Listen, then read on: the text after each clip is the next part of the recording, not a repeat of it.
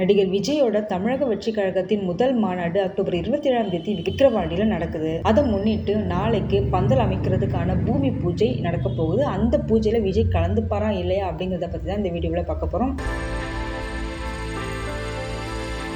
September 23 நடிகர் விஜயோட தமிழக வெற்றி கழகத்தோட முதல் மாநாடு நடக்கிறதா இருந்தது. ஆனா கட்சியில் உள்ள நிர்வாகிகளோட மெத்தனத்தால போதிய முன்னேற்பாடுகள் செய்யாத காரணத்தினால் காவல்துறையினரால் அந்த தேதிக்கு அனுமதி மறுக்கப்பட்டது. இந்த நிலையில தான் 2வது முறையா அக்டோபர் 27 கண்டிப்பா மாநாடு நடக்கும்னு விஜய் தன்னோட ட்விட்டர் பக்கத்துல உறுதியா சொன்னதுல இருந்து தொண்டர்கள் எல்லோரும் ரொம்ப நம்பிக்கையா இந்த மாநாட்டுக்காக காத்துட்டு இருக்காங்க. தங்களை தயார்படுத்திக்கிட்டும் இருக்காங்க. இந்த மாநாட்டுக்கு மாநிலம் முழுசும் இருந்து கிட்டத்தட்ட 5 லட்சம் பேரை திரட்டணுங்கிறது இவங்களோட ஒரு நிர்ணயம். இந்த நிலையில தான் விக்கிரவாண்டியில மாநாடு நடத்துறது தொடர்பா தமிழக வெற்றி கழகத்தோட பொதுச் செயலாளர் புசி ஆனந்துக்கு விழுப்புரம் டிஎஸ்பி பார்த்திபன் கிட்டத்தட்ட 21 கேள்விகளை எழுதி ஒரு கடிதத்தை அனுப்புறாரு. அந்த 21 கேள்விகளும் இவங்களுக்கு மட்டும் இல்ல, பொதுவா யார் மாநாடு நடத்தினாலும் அது ஒரு வரைமுறையா கேட்கப்படுற கேள்விகள் தான். தேவையான முன்னேற்பாடுகள், குடிநீர் வசதி, உணவு வசதி, பார்க்கிங் வசதி இதெல்லாம் இருக்கா இல்லையாங்கிறத செக் பண்றதுக்காக அந்த 21 கேள்விகளை கொடுப்பாங்க. ஏற்கனவே ஒரு முறை அனுமதி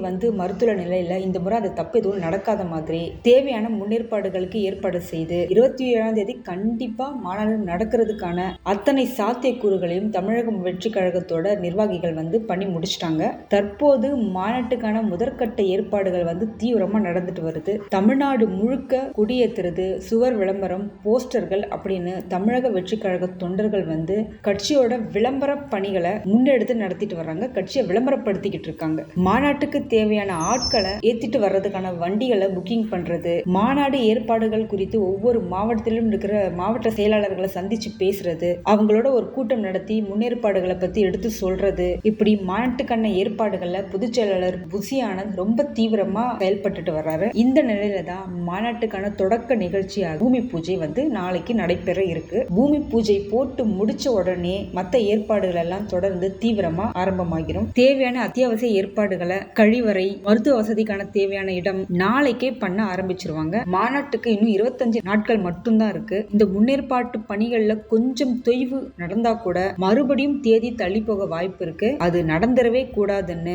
ஒவ்வொரு மாவட்ட செயலாளரும் நிர்வாகிகளும் பொறுப்பா இருந்து எல்லா வேலையும் பார்த்துட்டு வர்றாங்க. நாளைக்கு பூமி பூஜை நடைபெற இருக்கும் நிலையில பூஜைக்கு விஜய் வருவாரா அப்படிங்கிறது கேள்விக்குறிதான். கட்சியோட பொதுச் செயலாளர் அப்படிங்கிற அந்த முறையில புசி ஆனந்தும் ஏராளமான தொண்டர்களும் மாவட்ட செயலாளர்களும் இதுல கலந்துப்பாங்க. ஆனா 99% விஜய் இந்த பூமி பூஜையில கலந்து கொள்வார் அப்படிங்கிற தகவல்கள் தான் வந்துட்டு இருக்கு. பூமி பூஜைக்கு விஜய் வருவார் அப்படிங்கிற எதிர்பார்ப்புல ரசிகர்களும் தொண்டர்களும் அதிகமாக கூடவும் வாய்ப்பு இருக்கு. அதனால நாளைக்கு நடைபெற போற அந்த பூமி பூஜைக்கு காவல்துறையோட பாதுகாப்பை தமிழக வெற்றி கழகம் கேட்டிருக்காங்க.